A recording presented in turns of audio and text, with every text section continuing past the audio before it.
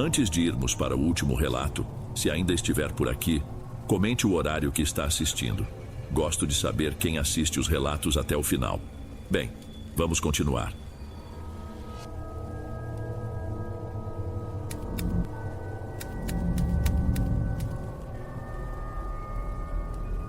Dizem que a gente nunca conhece de verdade nem a própria família. Eu sempre achei essa frase um pouco dramática demais. Coisa de gente que gosta de um desentendimento. Acontece que uns 3 anos atrás, eu descobri que ela não tem nada de exagero. A verdade é que as pessoas que a gente mais ama podem se transformar em completos estranhos de um dia para o outro, sem aviso, sem um porquê. Meu irmão, o Bruno, sempre foi meu grande parceiro. A gente tinha aquela ligação que dispensa explicações. E a gente continuou se dando bem depois que casamos. Eu e meu marido éramos muito próximos dele e da Gisele, minha cunhada. Nossos filhos, então, nem se fala. O meu, o Theo, que na época tinha acabado de fazer 3 anos, era apaixonado pelos primos, Ronaldo e Jefferson. Eles eram um pouco mais velhos, com 6 e 8 anos. Nossa rotina era essa, quase todo fim de semana juntos, aquele churrasco que a gente vivia adiando, a troca de favores para cuidar das crianças. Era uma vida comum, tranquila. E foi exatamente por isso que o baque foi tão grande. Sem briga, sem uma discussão sequer, eles sumiram, simplesmente assim. As mensagens no celular começaram a não ser entregues. As ligações iam direto para a caixa postal. No começo, eu e meu marido ficamos preocupados, claro. Inventei 1000 desculpas na minha cabeça. Devem estar com um problema de dinheiro e estão com vergonha, eu pensava. Ou então, a Gisele deve ter tido alguma questão com os pais dela. Precisam de um tempo. Eu, como psicóloga, sei que às vezes as pessoas só precisam de espaço. Mas as semanas viraram meses. Um silêncio total. Meus pais também não conseguiam contato. Chegamos a pensar em ir até a casa deles, mas parecia invasivo demais. Se eles não queriam ser encontrados, quem éramos nós para forçar a barra? Naquele momento não havia indício de crime, era só afastamento. E a gente só queria entender. Foi aí que lembrei de uma conta antiga numa rede social de uma lojinha que eu tive e abandonei. Eles não tinham me bloqueado lá. Quando encontrei o perfil do Bruno, senti um alívio e uma coisa estranha ao mesmo tempo. Havia fotos de viagens internacionais, coisa que ele nunca tinha feito na vida. Pareciam bem, felizes. Mas algo me incomodou. Nas fotos mais recentes, só apareciam ele e a Gisele, sorrindo em paisagens bonitas. Meus sobrinhos não estavam em nenhuma delas. A primeira coisa que pensei foi que talvez fossem viagens de casal. Mas e as crianças? Com quem ficavam? Tentei afastar a pulga atrás da orelha. Eles eram pais excelentes. Jamais fariam algo de errado com os filhos. Deixei o assunto morrer por uns dias. Tentei me convencer de que a vida deles estava ótima e que, por algum motivo particular, eles só queriam um novo começo, longe de tudo e de todos. Era um pensamento que doía, mas era melhor do que a tortura de não saber. Até que, numa manhã de terça-feira, a realidade deu um jeito de me chacoalhar. Meu marido já tinha saído para trabalhar e eu estava na cozinha, tomando um café antes de levar o Theo para a escolinha. Ele estava quieto, comendo o pão dele na cadeirinha quando soltou do nada: "Mamãe, o Ronaldo e o Jefferson estão muito tristes." Eu parei com a xícara no meio do caminho. Olhei para ele sem entender. A gente evitava falar dos primos perto dele, justamente para não deixá-lo com saudade. "Por que você está dizendo isso, meu filho?" Perguntei, tentando manter a voz calma. "Eles me contaram ontem à noite." Ele respondeu com a maior naturalidade, como se estivesse falando do desenho que viu na TV. "Vieram brincar comigo, mas eles choravam muito." Meu primeiro instinto, o instinto de mãe e de psicóloga, foi tratar como um sonho. Era óbvio. Ele sentia falta dos primos, assim como nós. "Ah, meu amor, acho que foi um sonho," eu disse, me aproximando dele. "É que a gente sente muita saudade deles, aí a gente sonha. Eu também sonho com eles, sabia?" Ele me olhou sério, fez que não com a cabeça e desceu da cadeira. Correu para o quarto e voltou segundos depois com as 2 mãos fechadas. Quando ele as abriu na minha frente em cima da mesa, eu quase não consegui respirar. Eram 2 carrinhos de metal, eu os reconheci na hora. Meses antes do sumiço, a gente tinha dado de presente para eles. Um era azul escuro, o outro verde musgo, as cores favoritas de cada um. Para ficar mais especial, tínhamos mandado fazer um adesivo minúsculo com a inicial e o número do dia do aniversário de cada um. E lá estavam eles, o R12 e o J27, na minha mesa da cozinha. Eu não tinha a menor ideia de como eles tinham vindo parar na minha casa. Minha primeira reação foi a raiva, uma raiva confusa porque não fazia o menor sentido. Como era possível que eles estivessem fazendo isso às escondidas? Vindo até aqui sem avisar, sabe-se lá por quê? Aproveitei que estava perto do horário de almoço do meu marido e liguei para ele. Aconteceu uma coisa muito esquisita. Fui direto ao ponto, tentando manter a voz firme para esconder o aperto no meu estômago. Contei tudo, desde a frase do Theo sobre os primos estarem tristes até o momento em que ele me mostrou os 2 carrinhos. Houve um silêncio na linha por alguns segundos. Olha, não quis te falar para não te preocupar. Ele começou, a voz baixa. Mas hoje de manhã, quando fui dar um beijo nele para sair, o Theo me disse a mesma coisa. Falou que os primos vieram visitar ele de noite. E por que você não me disse nada? Minha voz saiu um pouco mais alta do que eu pretendia. Porque eu achei que era coisa de criança a imaginação dele. Ele não me mostrou carrinho nenhum. Mas agora não sei o que pensar. Passamos o resto da ligação tentando montar um quebra-cabeça sem nenhuma peça que se encaixasse. A nossa melhor teoria, a mais lógica, era que o Theo, em algum descuido nosso na última vez que os vimos, meses atrás, tivesse pegado os brinquedos e guardado em algum canto. Crianças fazem isso.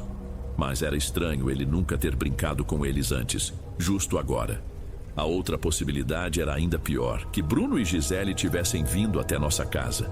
Mas como? E por quê? Entrar sem falar nada, entregar os brinquedos para o nosso filho e ir embora? Aquilo não se parecia em nada com o meu irmão. Quando cheguei em casa mais tarde, conversamos de novo. Guardamos os carrinhos. O mais bizarro foi a reação do Theo. Ele nos entregou os brinquedos sem reclamar. Leva para eles, mamãe, ele disse muito sério. Não é meu. Colocamos os 2 carrinhos de metal no fundo de uma gaveta da nossa cômoda, no nosso quarto, debaixo de um monte de meias. Um lugar onde o Theo jamais mexeria. O assunto estava teoricamente encerrado, mas aquela sensação de que havia algo muito errado com toda aquela história não me abandonava. A lógica me dizia que havia uma explicação simples, mas uma parte de mim sentia que estávamos ignorando alguma coisa muito importante. Passaram alguns dias e a rotina da casa voltou ao normal, ou quase. Aqueles carrinhos guardados na gaveta pareciam ter um peso, uma presença. Mesmo sem vê-los, eu sabia que estavam ali. A gente não tocou mais no assunto, como se um acordo silencioso tivesse sido feito para não alimentar aquilo. Até uma noite, uma segunda-feira, se não me engano, eu acordei num pulo. Não foi por causa de um barulho ou um pesadelo que eu me lembre. Foi um daqueles pulos que você dá no meio da noite, já de olho aberto, esperando alguma coisa. Demorei 1 ou 2 segundos para acostumar a vista com o escuro do quarto. E foi quando eu vi meu marido. Ele estava de pé na porta do nosso quarto, olhando para o corredor. A luz do poste entrava fraca pela janela, desenhando a silhueta dele. Ele então se agachou como se fosse pegar alguma coisa no chão. Amor? Chamei baixinho. Ele se assustou, virando rápido na minha direção. Deu um riso sem graça, nervoso. Você foi ao banheiro? O que foi? Perguntei. Ele caminhou de volta para a cama, tentando parecer casual. Não foi nada. O Theo que estava brincando e jogou um carrinho para fora do quarto. Eu conheço meu marido. Conheço o tom da voz dele quando está sendo sincero e quando está tentando me poupar de alguma preocupação. E aquela não era a voz dele. Havia algo mais ali. Que carrinho? Insisti, ajeitando o travesseiro atrás de mim. Ele hesitou, sentou-se na beirada da cama, de costas para mim por um instante. Suspirou e finalmente se virou, abrindo a mão. Lá estava o carrinho verde, do Jefferson, o J27. Eu não queria te assustar, ele disse, a voz bem baixinha. Mas não foi o Theo. Amor, eu não sei se eu estava sonhando, se eu vi direito. Mas quando eu levantei, eu juro que vi o Jefferson. Ele estava aqui no corredor agachado, brincando com isso aqui. Ele ergueu o carrinho. Eu estava meio dormindo, levantei para ver melhor. Quando cheguei no corredor, ele me olhou. Ele se levantou e, sei lá, parece que entrou no quarto do Theo. Mas a porta estava fechada. E o carrinho continuou andando sozinho mais um pouco, quase até a sala. Eu entrei no quarto para ver o Theo e ele estava num sono profundo, todo torto na cama. A porta fechada por dentro. Eu peguei o carrinho do chão e foi quando você me chamou. Será que essa situação toda com o seu irmão não está mexendo com a nossa cabeça? A única coisa que eu não entendo é como esse brinquedo saiu da nossa gaveta. Nós dois ficamos ali no escuro olhando para aquele pedaço de metal. Todas as minhas explicações lógicas, todas as teorias psicológicas, tudo pareceu ridículo e inútil naquele momento. Aquela noite mudou tudo. Não dormimos mais direito. O medo deixou de ser uma suspeita e virou um morador da casa. Comecei a me preocupar de verdade com a sanidade do meu marido e com a minha. A gente estava tão afetado assim pelo sumiço do meu irmão, a ponto da gente começar a ver a mesma coisa. Na manhã seguinte, antes de sair, agi por impulso. Peguei o celular e abri de novo aquela minha conta antiga na rede social. Fui direto para as fotos do Bruno. Precisava encontrar algo, qualquer coisa que me desse um pingo de lógica. E foi quando notei um detalhe que tinha me escapado antes.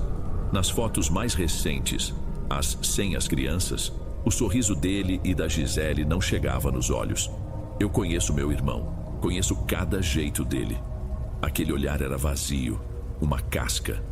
Era o olhar de quem está posando para uma foto, não o de quem está vivendo um momento feliz. Eu não podia afirmar nada só por uma foto. Não seria certo. Mas alguma coisa estava profundamente errada ali. Guardei o celular, peguei o Theo e minhas coisas e saí de casa. Coloquei meu filho na cadeirinha, no banco de trás do carro, fechei a porta e, por hábito, dei uma última olhada para o nosso apartamento. E eu os vi.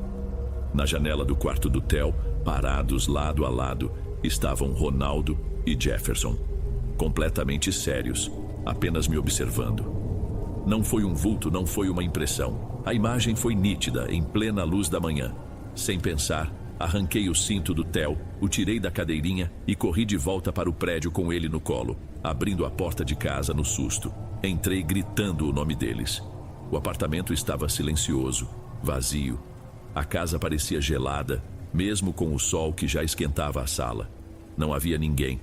Voltei para o carro tremendo, tentando me convencer de que o estresse estava me pregando uma peça. Fui o caminho todo até a escolinha repetindo para mim mesma que tinha sido coisa da minha cabeça. Naquela tarde, quando voltei do consultório, meu marido já tinha chegado. Assim que entrei, vi pela cara dele que algo havia acontecido. Ele esperou o Theo correr para o quarto e veio falar comigo. "Você não vai acreditar", ele disse, a voz baixa e tensa. Hoje, quando eu cheguei do trabalho, olhei para nossa janela antes de entrar no prédio. Ele não precisou terminar a frase. Eu senti meu corpo todo se arrepiar. "Eles estavam lá, não estavam?", completei, já sabendo a resposta. Ele apenas confirmou com a cabeça, os olhos arregalados. Os dois, parados, olhando para a rua. Eu vi, amor. Tão claro quanto estou te vendo agora. Aquele foi o ponto de virada. A negação, a busca por uma fresta de lógica. Tudo isso acabou. Ficamos sentados no sofá, em silêncio, por um bom tempo. O que se fala depois de uma coisa dessas? Não estávamos mais lidando com a nossa saudade ou com o nosso estresse. Estávamos sendo visitados. E aquelas visitas não eram felizes. Os rostos dos meninos na janela não eram de quem veio brincar. Eram de quem veio cobrar, avisar. Mas sobre o quê? A sensação de impotência era esmagadora. Parecia que alguém batia na nossa porta pedindo socorro, mas a porta estava trancada e a gente não tinha a chave. Na manhã seguinte, a situação conseguiu piorar. Meu marido levantou mais cedo, como sempre. Ouvi o barulho do chuveiro, o café sendo passado, a rotina de sempre. Ele me deu um beijo de despedida e saiu. Uns 5 minutos depois, ouvi a chave girando na porta de novo. Achei que ele tivesse esquecido a carteira, acontece sempre. Mas quando ele apareceu na sala, estava pálido. Tinha uma expressão no rosto que eu nunca tinha visto, uma mistura de pavor e exaustão. Ele caminhou até mim sem dizer uma palavra e estendeu a mão. Nela estava o carrinho azul. O R12. "Fui eu que coloquei no seu carro?", perguntei, a voz já saindo falha. "Estava no porta-luvas", ele respondeu, ignorando minha pergunta. "Me diz a verdade, amor. Foi você? Uma brincadeira, qualquer coisa? Eu não vou ficar bravo. Eu só preciso que tenha sido você." A forma como ele pediu aquilo me partiu o coração. Ele estava implorando por uma explicação, qualquer uma. que não fosse a que nós dois sabíamos ser a verdade. Eu não saí de casa, respondi sentindo meus olhos encherem de lágrimas. Você sabe que não fui eu. Ele fechou os olhos e respirou fundo, como se a minha resposta fosse a confirmação que ele mais temia. Como aquele carrinho foi parar dentro de um carro trancado na garagem do prédio? Nosso filho não alcançava as chaves, não sabia abrir a porta. Era impossível. Parecia que no momento exato em que estávamos tendo essa conversa, alguém ouviu. Porque foi bem nessa hora que a campainha tocou. Meu marido e eu nos olhamos congelados. A campainha tocou de novo, mais longa dessa vez, insistente. Um arrepio percorreu meu corpo. Depois de tudo o que tinha acontecido, uma visita inesperada parecia um mau sinal. Caminhei devagar até a porta, meu marido logo atrás. Respirei fundo e olhei pelo olho mágico. E ali, para mim, tudo parou. Era a Gisele, mas não a Gisele que eu conhecia, sorridente e cheia de vida. A mulher parada no meu corredor parecia outra pessoa, acabada. O rosto estava inchado, manchado de vermelho. Os olhos fundos pareciam carregar o mundo nas costas. Ela estava encolhida, abraçando o próprio corpo, como se sentisse um frio que não existia. Destranquei a porta. Ela me olhou e por um segundo não disse nada. Apenas deixou o ar sair dos pulmões num suspiro trêmulo. Gisele? Foi tudo que consegui dizer. Meu marido agiu mais rápido do que eu.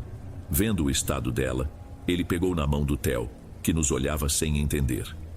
Filho, vem com o papai, vamos guardar seus brinquedos. Ele disse com uma calma que eu sabia ser forçada e levou nosso filho para o quarto, fechando a porta. Ele sabia, assim como eu, que o que quer que estivesse acontecendo não era para os ouvidos de uma criança. Dei espaço para a Gisele entrar. Ela caminhou até o meio da sala e parou, parecendo perdida. Me perdoa, ela sussurrou a voz rouca. Me perdoa, por favor, pelo sumiço, por tudo. Senta um pouco, você quer uma água? Ofereci, mais para quebrar o silêncio do que qualquer outra coisa. Ela se sentou na beirada do sofá. Meu marido voltou do quarto e ficou em pé, perto da porta, parado ali, tenso, vigiando. Gisele começou a falar, mas as palavras saíam atropeladas, sem nexo. Falava que o Bruno tinha mudado, que ele começou a dizer que a nossa família era um peso, uma âncora que não deixava eles prosperarem. Mencionou um mentor que ele conheceu, um homem que falava sobre se livrar de âncoras emocionais. Ele dizia que filhos eram vampiros kármicos que sugavam o potencial dos pais para a grandeza. Eram coisas tão absurdas, tão distantes do irmão que eu conhecia, que eu mal conseguia processar. Mas eu acreditei nela. O desespero em sua voz era real. Dava para ver a dor no rosto dela. Ela não estava mentindo. Meu marido se sentou na poltrona em frente a ela. A sala ficou em silêncio por um instante. Um silêncio pesado, esperando o que ela ia dizer. E foi então que ela ergueu os olhos para nós, o rosto banhado em lágrimas que agora escorriam sem controle. Ela tentou falar, mas engasgou com o próprio choro. Aqueles segundos se arrastaram por uma eternidade.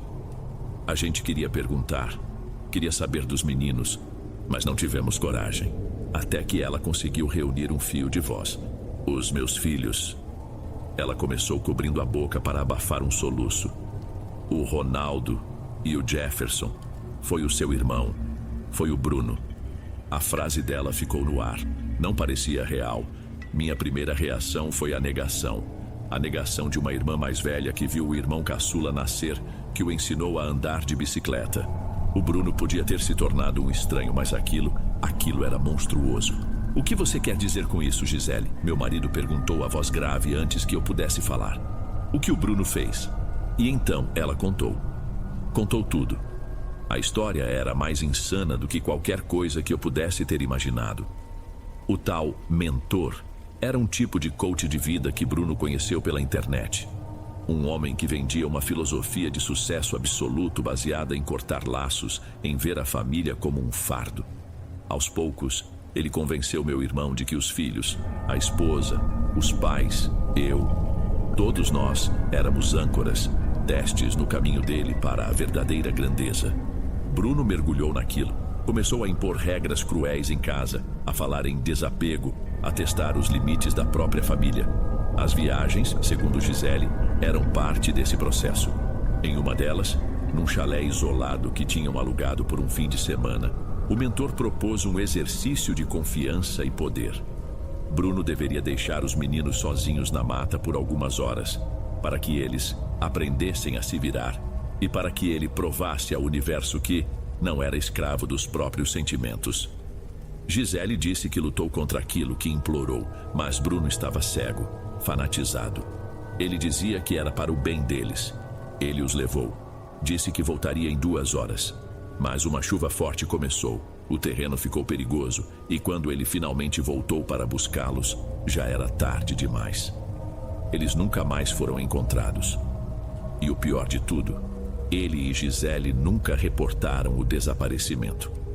Bruno a convenceu de que admitir o que fez destruiria a vida deles, que o mentor os ajudaria a superar e a criar uma nova realidade. Eles simplesmente fingiram que os filhos nunca existiram. Enquanto Gisele terminava a história, a voz embargada num choro silencioso, os 2 carrinhos, o azul e o verde, que estavam na mesinha de centro desde a manhã, começaram a se mover. Lenta, quase imperceptivelmente, eles deslizaram pela superfície de madeira, como se empurrados por uma mão invisível, parando lado a lado na beirada da mesa. Então, giraram lentamente sobre o próprio eixo, até que a frente dos 2 veículos apontasse diretamente para Gisele. Era como se eles estivessem ali, confirmando tudo. Hoje faz quase 1 ano desde aquele dia em que ela nos contou tudo. Gisele acabou confessando tudo à polícia, depois de muita insistência nossa. Bruno está foragido. Ninguém sabe onde ele se meteu. O caso foi um escândalo na cidade onde eles moravam, mas para nós foi o fim da nossa família como a conhecíamos. Não temos mais medo. A dor substituiu o pavor. Os carrinhos estão guardados numa caixa no alto do meu armário. Às vezes, muito raramente, quando entro no quarto do Theo à noite para ajeitar o cobertor dele, vejo um deles na prateleira. Eu não me assusto. Apenas pego o carrinho, sinto o metal frio na minha mão e o guardo de volta na caixa. É um lembrete silencioso de que meus sobrinhos nunca foram embora de verdade. E que os piores monstros às vezes são aqueles que a gente coloca num porta-retrato.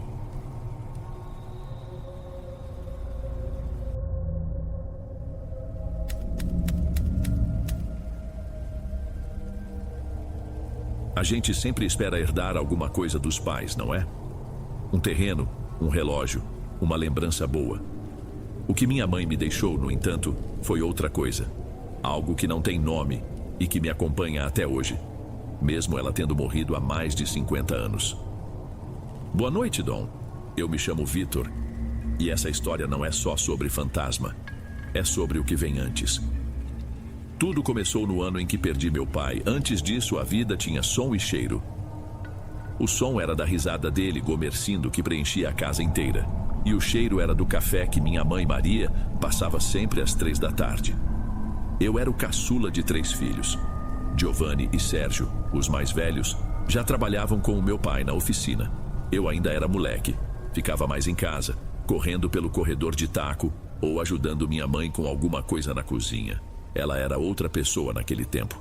Tinha um jeito carinhoso, me chamava de meu galego, por eu ser o mais claro dos filhos. Puxei a meu pai em tudo, ela dizia. No cabelo, no formato do rosto, até no jeito de andar meio desengonçado. E ela falava isso com um orgulho que eu, pequeno, mal entendia, mas gostava de ouvir. Até o dia do acidente. Não vou entrar em detalhes, foi um acidente no trabalho, uma peça que se soltou. Lembro do silêncio que tomou conta da casa quando meus irmãos chegaram, sujos de graxa e com os olhos vermelhos. Foi a primeira vez que o cheiro de café não apareceu às 3 da tarde. Na verdade, muitos cheiros e sons sumiram a partir daquele dia. A dor transforma as pessoas, eu sei, mas o que aconteceu com a minha mãe foi diferente. O luto dela veio com um alvo, e o alvo era eu. Ela parou de me chamar de meu galego. Aliás, quase parou de me chamar. Aos poucos, o olhar dela, que antes era de afeto, passou a ter um brilho estranho sempre que caía em mim. Era um olhar que parecia não me ver, mas ver outra pessoa através de mim. E essa pessoa era o homem que ela tinha acabado de perder. A mudança mais sentida no começo foi na hora do jantar. A mesa, que antes era barulhenta, virou um lugar de silêncios. E foi ali que o rancor da minha mãe começou a se mostrar de verdade. Na hora de servir, ela enchia o prato dos meus irmãos. Para mim, era sempre menos. Metade da carne, uma concha a menos de feijão. Da primeira vez, achei que tinha acabado. Mas aconteceu de novo, e de novo. Mãe, o Vitor comeu pouco, Sérgio falou certa noite. Ela nem olhou para ele e continuou secando uma panela. Seus irmãos trabalham o dia todo na rua, precisam de mais força. Ela respondia, sem se virar. A voz era neutra, como se estivesse falando do tempo. Giovanni e Sérgio se olhavam por cima da mesa. Eles começaram a deixar comida no prato de propósito, e quando minha mãe ia para a cozinha, empurravam o que sobrava para o meu. A gente fazia tudo sem uma palavra. Era um pacto. O problema era quando ela percebia. Não havia gritos. O castigo dela era pior. Ela apenas me lançava aquele olhar. O olhar que dizia que eu era um problema, um peso. O centro de tudo, eu acho, era o retrato do meu pai na sala. Uma foto grande, dele sorrindo, tirada num domingo de sol. Minha mãe mandou emoldurar. Mas depois que ele se foi, ela nunca mais olhou diretamente para a fotografia. Passava por ela como se fosse uma janela para um lugar doloroso demais. Mas também não tirava dali. E era ali, naquela sala, que eu entendia tudo. Um dia eu parei em frente ao retrato. Não é escuro do fim de tarde. O vidro refletiu meu rosto exatamente sobre o do meu pai. O mesmo cabelo, os mesmos olhos. E foi como levar um soco no estômago. O meu crime não era algo que eu fazia. Era o que eu era. Um espelho vivo do homem que ela amava e que a tinha deixado. E por esse crime, eu seria punido todos os dias. O rancor dela começou a vazar para fora, a envenenar o corpo. Não demorou muito para que cada ataque de raiva viesse junto de uma consequência física. Se eu demorava a atender um chamado ou se deixava um brinquedo fora do lugar, o rosto dela se transformava. Uma vermelhidão subia do pescoço. Os lábios ficavam finos e ela levava a mão à cabeça, se queixando de uma tontura forte. No começo, meus irmãos e eu nos assustávamos. Depois, virou uma rotina doentia. Aconteceu tantas vezes que Giovanni, o mais velho, obrigou que ela fosse a um médico. Ele pagou a consulta. Como ele e Sérgio não podiam faltar no trabalho, sobrou para mim a tarefa de acompanhá-la. Fomos de ônibus, sem falar nada, até um consultório pequeno no centro da cidade, na área mais movimentada. Lembro do cheiro de álcool e do barulho de um ventilador de teto girando devagar. O médico era um senhor de óculos grossos e pouca paciência. Depois de medir a pressão e ouvir o coração dela, ele se encostou na cadeira e cruzou os braços. Maria, vou ser bem direto, ele disse com o tom de quem já repetiu aquilo 1000 vezes. A senhora precisa parar de passar raiva. Sua pressão está perigosamente alta. Isso força o coração. É uma bomba relógio. Minha mãe não respondeu. Estava sentada na beirada da cadeira, com a bolsa no colo e a mão na testa, se queixando da dor. O médico suspirou. Qualquer emoção forte, qualquer estresse pode desencadear algo muito sério. A senhora precisa de tranquilidade. Entendeu bem? Ela fez que sim com a cabeça devagar. Eu estava encolhido num canto da sala, querendo desaparecer. Quando o médico terminou de falar, ela baixou a mão da testa e virou o rosto na minha direção. Seus olhos estavam fundos, escuros. Não havia dor neles, nem medo. Havia apenas uma certeza fria, uma acusação silenciosa que veio direto para cima de mim. O olhar dela dizia com toda a clareza do mundo: "Você está me matando." E naquele instante eu acreditei. O aviso do médico acabou acontecendo. Menos de um ano depois daquela consulta, ela se foi. Aconteceu numa tarde de terça-feira. Uma discussão boba sobre a limpeza da casa virou um ataque de raiva. E o coração dela simplesmente não aguentou mais. Foi rápido. Quando meus irmãos chegaram, ela já tinha ido. O velório e o enterro passaram por mim como um filme borrado. Lembro de parentes que eu mal conhecia me dando tapinhas nas costas, de vizinhas cochichando nos cantos. Eu só conseguia pensar em uma coisa horrível subindo pela minha garganta e me enchia de uma vergonha profunda. Eu sentia alívio, um alívio profundo, assustador. O primeiro respiro de ar puro depois de anos num quarto fechado. Pela primeira vez em muito tempo, eu não sentia o peso do olhar dela sobre mim. Eu estava livre. Mas essa sensação durou apenas alguns segundos, porque logo em seguida veio a outra onda, a que me afogou de verdade: a culpa. A voz do médico ecoava na minha cabeça. Qualquer emoção forte pode ser o gatilho. A raiva dela tinha um gatilho, e esse gatilho era eu. A conclusão era lógica e inevitável. Eu a tinha matado. Quando o último parente foi embora e a porta se fechou, ficamos nós três, eu, Giovanni e Sérgio, sozinhos na casa pela primeira vez. O lugar estava num silêncio que eu nunca tinha conhecido.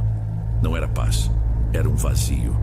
O som dos passos dela no corredor, o ruído da louça na pia, até as tossidas de irritação, tudo tinha sumido. O silêncio que ela deixou para trás era mais barulhento e pesado do que qualquer grito que ela já tivesse dado. Os primeiros 3 meses foram estranhamente normais. A casa continuava silenciosa, mas nós três começamos a preencher aquele vazio com a nossa própria rotina. Giovanni assumiu a liderança cuidando das contas. Sérgio, sempre mais prático, se encarregava dos concertos. E eu, pela primeira vez na vida, me sentia apenas um irmão. A culpa ainda estava lá, no fundo do meu peito, mas a ausência daquela tensão diária era um alívio que me permitia respirar. Eu achei que finalmente a história tinha acabado. A primeira coisa estranha foi o cheiro. Certa noite levantei para beber água e, ao passar pela porta do antigo quarto dela, senti o cheiro do sabonete de alfazema que ela usava. Era inconfundível. Parei, respirei fundo. Tentei sentir de novo, mas não havia mais nada. Só o cheiro de casa antiga, de madeira e poeira. Meu cérebro imediatamente me deu a desculpa. Era só uma lembrança, uma memória do cheiro. Acontece. Algumas semanas depois veio o som. Eu estava quase dormindo quando ouvi, vindo do corredor, aquele barulhinho do chinelo dela arrastando no assoalho. Minha mãe tinha um jeito de andar quando estava irritada, quase se arrastando, e o som era idêntico. Fiquei duro na cama, sem me mexer, escutando a escuridão. O som não se repetiu. É só o assoalho estalando, eu disse a mim mesmo. Uma casa velha faz barulhos, é normal. Eu não comentei nada com meus irmãos, tinha vergonha. Pareceria que eu estava enlouquecendo, que a culpa estava me pregando peças. Eu me agarrava a qualquer explicação lógica, por mais frágil que fosse. Mas as coisas continuaram. Um pequeno santinho que ela mantinha pendurado na parede do corredor aparecia torto toda manhã. Eu o endireitava. No dia seguinte, lá estava ele, inclinado de novo. Aquela impressão de normalidade começou a desmoronar numa madrugada. Eu estava deitado, virado para a parede, quando ouvi, com uma clareza de arrepiar, um suspiro. Um suspiro longo, cansado, carregado de desapontamento vindo da direção do quarto dela. Não era o vento, não era a casa. Era um som humano, um som que eu conhecia melhor do que a minha própria voz. Foi naquele momento que a negação começou a perder a força. O medo, um medo de bicho, começou a tomar seu lugar. Aquilo não era a minha imaginação. Ela ainda estava ali. Depois da noite em que ouvi o suspiro, dormir se tornou uma tarefa difícil. Cada estalo da madeira, cada ruído do lado de fora me deixava em alerta. Eu passei a dormir com o corpo tenso, como um animal esperando um predador. E em uma madrugada sem lua, o predador veio. Não foi um pesadelo que me acordou, eu simplesmente abri os olhos. O quarto estava num breu quase total. A única luz era uma faixa pálida que entrava pela janela do corredor, iluminando um pedaço do assoalho. E era exatamente ali, naquela fresta de luz, que ela estava, de pé, parada, me observando. Meu primeiro pensamento foi de confusão. Quem estaria ali àquela hora? Minha mente demorou alguns segundos para processar a silhueta, a postura, o formato da cabeça. E então, o reconhecimento veio, e com ele um pavor que me prendeu no colchão. Era a minha mãe. Ela parecia errada. Usava o mesmo vestido escuro com que a enterramos, mas estava sujo, manchado de terra em alguns pontos. O cabelo, que sempre fora tão arrumado, caía desgrenhado sobre os ombros. A luz da janela batia de lado, deixando metade do seu rosto na sombra, mas a outra metade era perfeitamente visível. E a expressão era o mesmo olhar do consultório médico, só que 1000 vezes pior. Era um ódio puro, frio, que parecia ter vindo de um lugar muito mais profundo que a simples raiva. Ficamos assim por um tempo que pareceu uma eternidade. Eu, mudo na cama, sem conseguir mexer um músculo. Ela, imóvel no corredor, apenas me encarando. Então ela se moveu, levantou o pé direito com dificuldade e o arrastou para a frente, fazendo um som seco na madeira. Ela estava mancando e vinha na minha direção. Aquele som quebrou o feitiço. O ar, que parecia ter sumido dos meus pulmões, voltou de uma vez. Mas não saiu como um pedido de socorro, não saiu com o nome dos meus irmãos. O que saiu da minha garganta foi um grito de bicho, um som de puro pavor, enquanto a figura da minha mãe dava mais um passo arrastado para dentro da escuridão do meu quarto. O som do meu grito foi engolido pelo clique do interruptor. A luz amarela e forte do corredor inundou o meu quarto, e por um instante a claridade doeu nos meus olhos. Giovanni e Sérgio estavam parados na porta, ofegantes, os rostos amassados de sono e pânico. "Vitor, o que foi?" Giovanni correu na minha direção, me segurando pelos ombros. Eu tremia tanto que meus dentes batiam. "Teve um pesadelo?"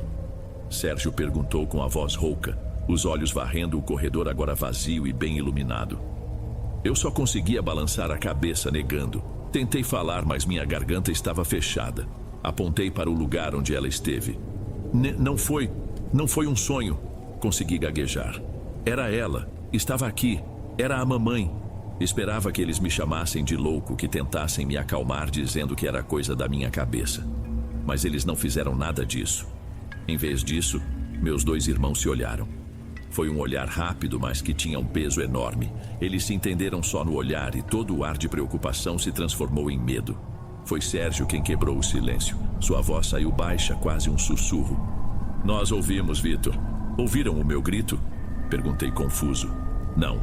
Giovanni respondeu e se sentou na beirada da minha cama.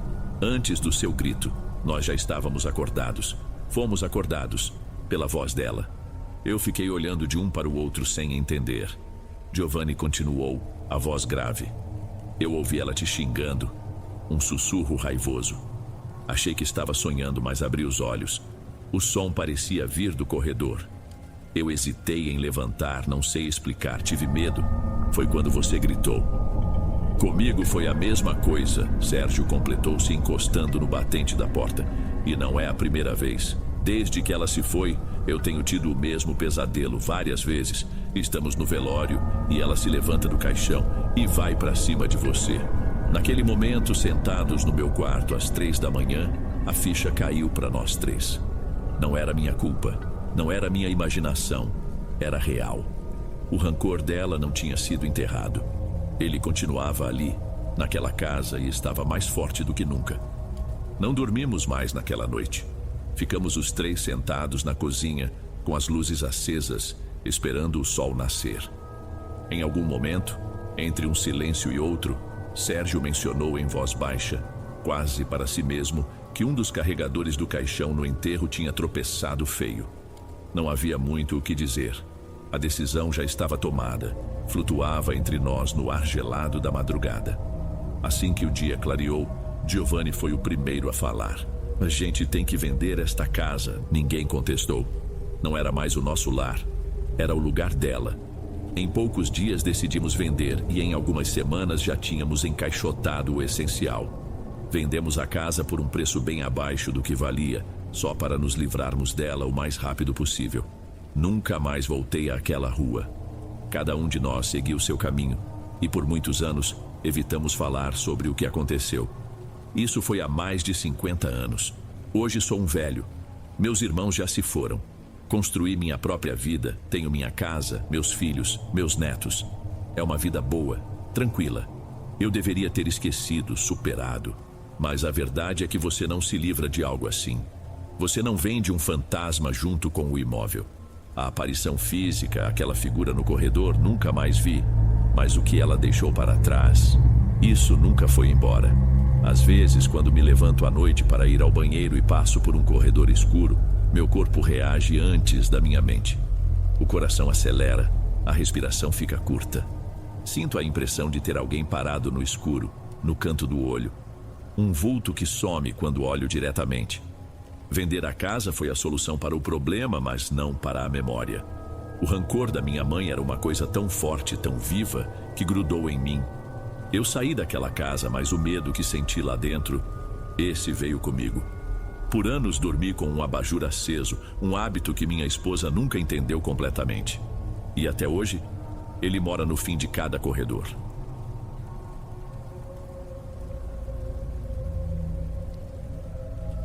Antes de irmos para o próximo relato, se você é novo por aqui, Não se esqueça de se inscrever no canal e ativar o sininho para receber as próximas histórias.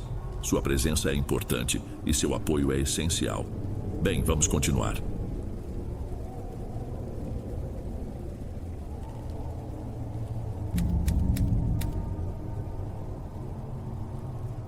A gente nunca pensa que a memória pode falhar com as coisas mais importantes. Com o rosto de quem a gente ama, por exemplo. Eu sempre tive para mim que conseguiria reconhecer minha mãe em qualquer lugar, em qualquer situação. Hoje eu já não tenho tantas certezas. Meu nome é Felipe. Isso que vou contar aconteceu há uns bons anos, na época em que eu estava de malas quase prontas para sair de casa pela primeira vez.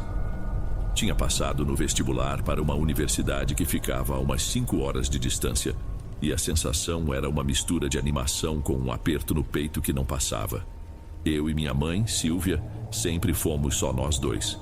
A ideia de ir embora era boa, mas a de deixá-la sozinha pesava. Numa tarde de terça-feira quente e úmida, ela me pediu para dar um pulo no mercadinho da esquina para comprar umas coisas que faltavam para o jantar. Coisa rápida. Era a venda da Dona Jaqueline, um lugar pequeno, apertado, com só 2 corredores, onde a gente fazia compra desde que eu me entendo por gente. Eu estava no segundo corredor, aquele mais escuro, procurando a marca certa de massa de tomate na prateleira, quando senti alguém parar do meu lado. Era ela, minha mãe. Só que ela não disse nada, não me cumprimentou. Estava parada ali com uma expressão séria, quase impaciente, olhando para o mesmo lugar que eu. Achei estranho, mas quebrei o silêncio. Ué, a senhora não ia ficar adiantando as coisas em casa? Ela nem virou o rosto para mim, apenas falou com a voz baixa e reta, diferente do tom que costumava usar comigo. Não esquece o tablete de caldo de galinha, foi só isso. Quando eu virei o corpo para perguntar o que ela estava fazendo ali, se precisava de ajuda com alguma sacola, não havia mais ninguém. O corredor estava vazio. O único som era o zumbido baixo de uma geladeira antiga no fundo da loja. Por um instante pensei que ela tinha ido para o outro corredor, mas o lugar era tão pequeno que seria impossível não ouvir os passos dela. Mesmo assim, um cheiro familiar ficou no ar. Era o perfume dela, aquele que ela usava todos os dias. Fui até o caixa, paguei pelas coisas meio no automático. Dona Jaqueline ainda brincou, perguntando se a cabeça já estava na cidade nova, e eu só dei um sorriso amarelo. O caminho de volta para casa era curto, coisa de 2 quadras, mas pareceu mais longo. Fui repassando a cena na cabeça, tentando encontrar uma lógica. Teria sido outra pessoa, alguém muito parecida? Podia ser. Mas e a voz? E principalmente o cheiro do perfume? Aquilo não saía do meu nariz. Balancei a cabeça, tentando afastar a ideia. Era maluquice, estresse. Só podia ser. A pressão do vestibular, a ansiedade da mudança. Devia estar vendo coisas. Era a única explicação que fazia algum sentido. Quando abri o portão de casa, ouvi o som da faca batendo na tábua de cortar, vindo da cozinha. Minha mãe estava lá, de costas para a porta, cantarolando baixo uma música antiga de rádio. O cheiro agora era de alho refogando, o cheiro de casa. Aquela cena tão normal e cotidiana, senti um alívio na hora. O desconforto que eu senti no mercado pareceu idiota, uma invenção da minha própria cabeça. Ela se virou quando ouviu meus passos e abriu um sorriso, o sorriso de sempre. Demorou, filho, achei que tinha se perdido no caminho. Deixa aí em cima da mesa. Eu coloquei a sacolinha no balcão e fiquei parado por um segundo, só olhando para ela. Era a minha mãe, a mesma de sempre. Tentei encontrar qualquer traço daquela figura séria, quase fria, que vi no corredor, mas não havia nada. Resolvi perguntar só para ter certeza. A senhora não saiu, mãe? Ela me olhou secando as mãos num pano de prato. Eu? Não, de jeito nenhum. Tô aqui desde a hora do almoço ajeitando umas caixas com suas coisas. Por quê? Eu desviei o olhar fingindo ajeitar os produtos na bancada. Nada não, é que eu achei que tinha te visto de longe, mas devo ter me confundido com outra pessoa. Era alguém bem parecida. Ela deu de ombros, voltando a picar uma cebola. Sempre tem alguém parecido com a gente por aí, né? Concordei com a cabeça e fui para o meu quarto. Fechei a porta e respirei fundo. Era isso. Uma confusão boba. Eu não ia contar a história toda para ela. Não ia deixá-la preocupada por causa de uma bobagem da minha cabeça. Decidi ali naquele momento que o assunto morria comigo. Foi só um engano. E por alguns dias, eu realmente acreditei nisso. A vida voltou ao normal, ou melhor, eu forcei a barra para que ela voltasse. A rotina de empacotar livros, separar roupas e resolver as últimas pendências da matrícula me manteve ocupado. Eu joguei aquela história do mercadinho para um canto da cabeça, daquelas que a gente prefere não abrir. Passou quase uma semana. Fui com minha mãe a um daqueles supermercados grandes, tipo atacadista, para comprar caixas de papelão e plástico bolha. Resolvemos tudo, e ela preferiu me esperar num café que ficava perto da entrada enquanto eu levava o carrinho com as coisas para o carro. O estacionamento ficava num nível abaixo da loja, ligado por uma rampa longa e bem inclinada. Eu estava descendo com a cabeça meio longe, pensando em como organizar tudo no porta-malas. Lá na minha frente, um senhor de mais idade empurrava um carrinho que parecia pesar 1 tonelada, lotado até a boca. Eu não prestei muita atenção até ouvir o som das rodinhas de plástico ganhando velocidade.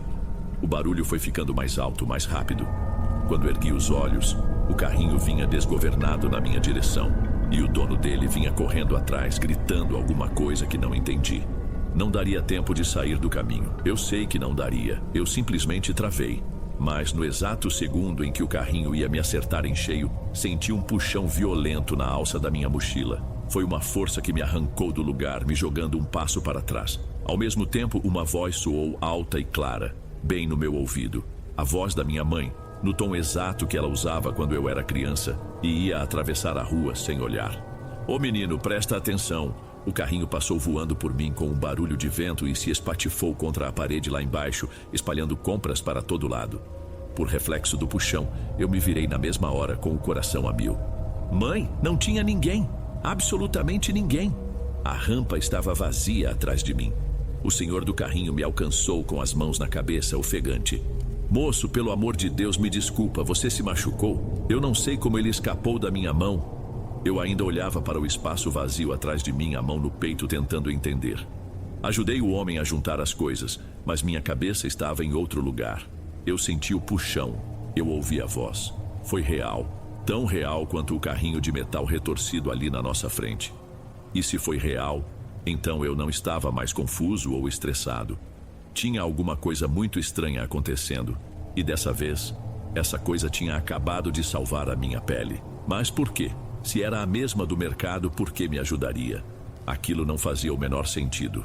No caminho de volta, minha mãe tagarelava sobre os preparativos para minha viagem, mas eu mal conseguia prestar atenção.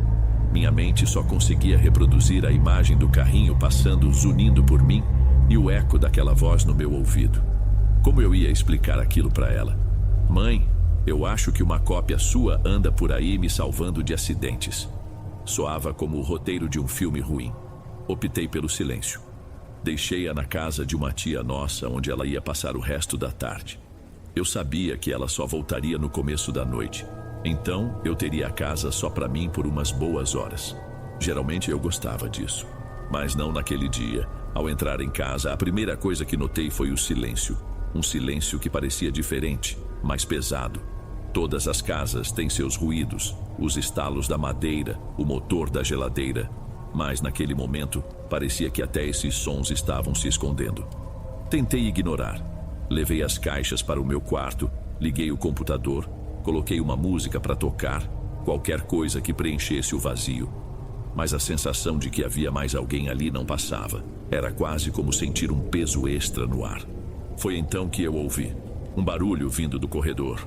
O som inconfundível do piso de cerâmica estalando sob o peso de alguém. Gelei. A música continuava tocando no meu quarto, mas todo o meu foco estava naquele som. Esperei, prendendo a respiração, e veio de novo mais perto do quarto da minha mãe. Pareciam passos, lentos, calmos, como os dela, quando andava descalça pela casa. Meu primeiro pensamento foi que ela tinha voltado mais cedo, mas eu não ouvi o portão, nem a porta da sala. Peguei o celular, olhei a tela rápido. Nenhuma chamada, nenhuma mensagem. Meu coração começou a acelerar. As lembranças dos últimos dias vieram todas de uma vez. O rosto sem expressão no mercado, o puxão na minha mochila. Aquilo não estava só lá fora. O que quer que fosse, agora estava dentro de casa. Levantei da cadeira sem fazer barulho. A música, que antes era um conforto, agora parecia um jeito de mascarar os ruídos, de me deixar vulnerável. Desliguei o som. O silêncio voltou, denso. Saí do meu quarto na ponta dos pés. O corredor estava na penumbra, só com a luz fraca que vinha da janela da sala. A porta do quarto dela, no fim do corredor, estava entreaberta. Uma fresta escura. Os passos tinham parado. Tudo estava quieto de novo. E por algum motivo isso era ainda pior. Fiquei parado ali no corredor por um tempo que pareceu uma eternidade. Cada segundo de silêncio esticava meus nervos. Minha cabeça era uma bagunça, tentando e falhando em encontrar uma explicação lógica. Uma parte de mim queria dar as costas, sair correndo de casa e só voltar quando minha mãe de verdade chegasse. Outra parte, a mais idiota talvez, precisava saber o que estava acontecendo. Respirei fundo, o ar parecia não encher meus pulmões. Juntei o pouco de coragem que me restava e chamei, a voz saindo pouco mais que um sussurro. Mãe, a senhora tá aí? Por que não me avisou que voltou? 1, 2, 3 segundos de silêncio absoluto. Longos o bastante para eu começar a pensar que tinha imaginado os passos, que estava ficando louco. E então, uma resposta veio de dentro do quarto. A voz dela. Pode entrar, filho. Meu corpo inteiro se arrepiou de um jeito diferente. Não era a voz dela. Quer dizer, a casca da voz era. O timbre, a melodia, a pronúncia. Era uma imitação perfeita. E era exatamente isso que tornava tudo tão horrível. Era perfeita demais. Faltava o jeito dela falar, sabe? A respiração, as pequenas falhas. Era uma voz lisa, sem textura, como uma gravação de estúdio. Era o som exato da minha mãe, mas sem a vida dela por trás. Aquilo acabou comigo na hora. Todo o resquício de dúvida se desfez. A figura do mercado, o puxão no estacionamento, não era um anjo da guarda, não era uma alucinação, era uma coisa que estava me observando, me seguindo, e agora ela estava no quarto da minha mãe, usando a voz dela como isca. O convite não era um chamado, era uma armadilha. Eu não conseguia me mover, meus pés estavam pregados no piso frio. Eu só conseguia encarar aquela fresta escura da porta, imaginando o que estava do outro lado, esperando. O instinto mais básico do meu corpo gritava para eu correr, para eu sair dali o mais rápido possível. Mas o convite ainda ecoava na minha cabeça. Uma mistura doentia do som mais familiar do mundo, com a intenção mais estranha que eu poderia conceber. Não sei quanto tempo fiquei ali, parado no corredor, sendo encarado por uma porta entreaberta. 1 minuto? 10? Ali parado, eu perdi a noção do tempo. A voz continuava a ecoar na minha cabeça. Pode entrar, filho. Aquele som liso, sem vida. Contra toda a lógica, contra cada instinto de sobrevivência que gritava dentro de mim, meu corpo começou a se mover. Não foi uma decisão, foi quase uma compulsão. Eu precisava ver. Precisava ter a prova, a imagem concreta daquele horror para que minha mente não me convencesse depois que tudo foi um delírio. Dei um passo, depois outro. O piso parecia grudar nos meus pés. O ar ficou denso, difícil de respirar. Estendi a mão trêmula em direção à porta. Meu plano, se é que eu tinha um, era só empurrá-la um pouco mais, o suficiente para espiar pela fresta. Meus dedos estavam a centímetros da madeira fria. Eu já podia sentir a quietude anormal que vinha de dentro do quarto, uma ausência de som que era mais assustadora que qualquer ruído. No instante em que a ponta do meu dedo indicador ia tocar a porta, ela se fechou. Mas ela não se fechou, ela foi batida. Com uma força absurda vinda de dentro, foi uma pancada seca, violenta, que fez a casa toda tremer. O batente da porta tremeu, e o som do trinco se encaixando na fechadura foi alto, metálico, final, como a porta de um cofre se fechando. Foi um ato de repulsa, um aviso, um ponto final. O impacto me jogou para trás. Eu tropecei nos meus próprios pés e caí sentado no chão, o corpo inteiro tremendo. Fiquei ali, no meio do corredor, olhando para a porta agora completamente fechada. Uma barreira de madeira que me separava de algo que tinha a voz da minha mãe, mas com uma força que eu jamais tinha visto. Aquele convite não era para eu entrar. Era um jogo. Era para me mostrar que a casa não era mais minha, que o quarto dela, o lugar mais íntimo, tinha sido tomado. Meu único pensamento era sair dali, correr. Eu me arrastei para trás, empurrando o corpo com as mãos, e estava prestes a me levantar e disparar em direção à porta dos fundos, quando um outro som me paralisou. Um som familiar, mas que naquele momento foi a coisa mais aterrorizante que eu poderia ouvir. O barulho de chaves vinha da sala, o som metálico de uma chave entrando na fechadura da porta da frente. E depois, o giro lento e pesado do trinco sendo destrancado. Era ela. Minha mãe de verdade estava chegando. E ela estava prestes a entrar em uma casa que não era mais segura, com aquela coisa trancada no quarto dela, esperando. A porta se abriu e a luz do fim de tarde entrou na sala. A silhueta da minha mãe apareceu, carregando uma sacola de pães. Ela entrou, empurrando a porta com o quadril para fechá-la, e chamou meu nome com aquela naturalidade de quem chega em casa. Felipe, cheguei mais cedo, minha tia não estava se sentindo bem. O que acha de um café com... A voz dela morreu. Ela me viu, encolhido no chão do corredor, pálido, olhando para ela com os olhos arregalados. Em um segundo, a sacola de pães caiu no chão, e ela correu na minha direção. Felipe, o que aconteceu? Você tá branco, pelo amor de Deus, passou mal? Ela se ajoelhou na minha frente, as mãos no meu rosto, procurando algum ferimento. Eu não conseguia falar direito. As palavras saíam atropeladas, uma mistura de pânico e um alívio desesperado por ela estar ali. Mãe, tem alguém aqui em casa, tá trancado no seu quarto. Ela franziu a testa, confusa. Alguém? Como assim? Um ladrão? Eu balancei a cabeça freneticamente, agarrando o braço dela. Não, é... Respirei fundo, tentando formar uma frase. Falou comigo, com a sua voz. Me chamou para entrar e depois bateu a porta com força. Mãe, era a mesma que eu vi no mercado, a que me puxou no estacionamento. Não era engano meu, não era. Eu esperava qualquer reação, que ela achasse que eu estava delirando, que mandasse eu me acalmar, que fosse até a porta do quarto para provar que não tinha ninguém ali. Mas ela não fez nada disso. Ela simplesmente congelou. A cor sumiu do rosto dela. Seus olhos se arregalaram e focaram por cima do meu ombro, na porta fechada no fim do corredor. Ela não parecia confusa ou cética. Ela parecia apavorada. Um medo que parecia vir de um lugar antigo, um medo que reconhecia o que eu estava descrevendo. Sua mão apertou meu braço com força e ela me puxou, me forçando a levantar.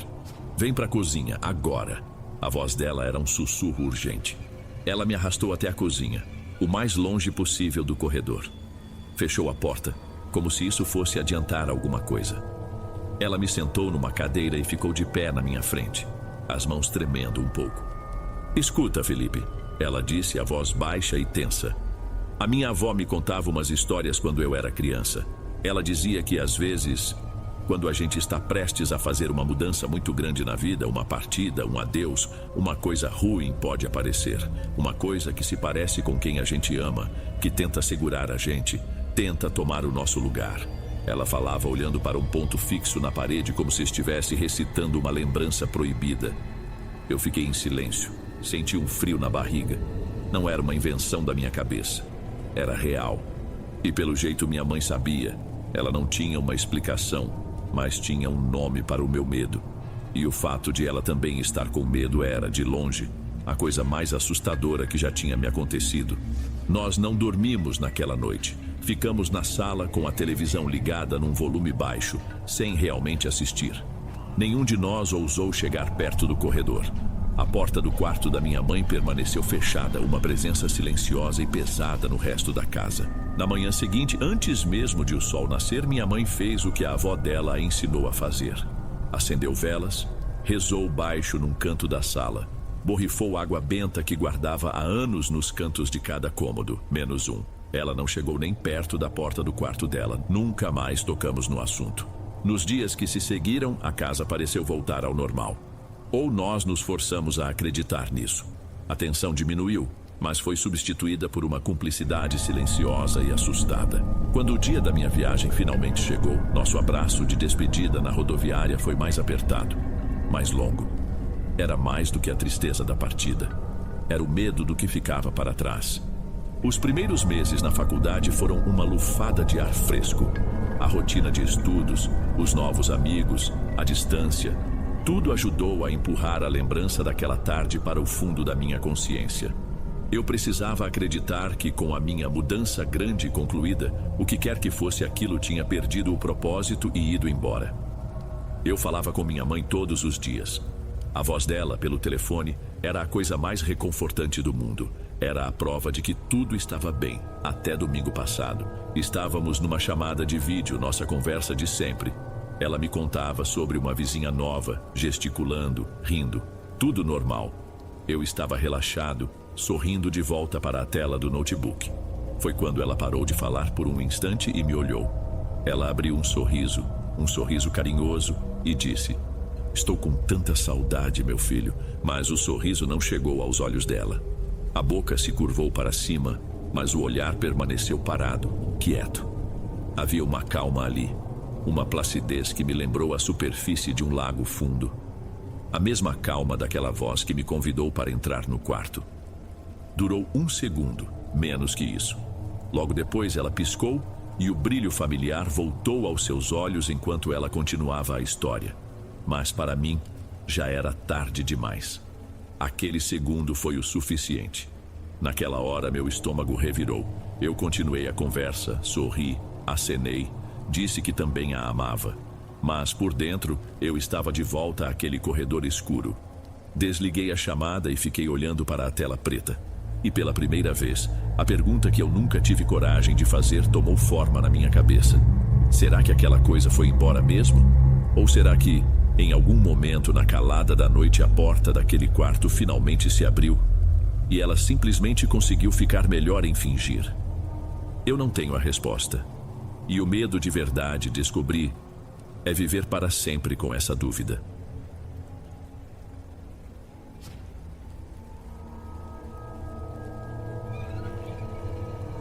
Ei pessoal, obrigado por ouvirem. Clique no sininho de notificações para ser alertado de todas as futuras narrações. Lanço vídeos novos todos os dias por aqui. Espero te ver nos próximos. Agora na tela vou deixar outros 2 bons vídeos que sei que irão gostar. Te vejo por lá.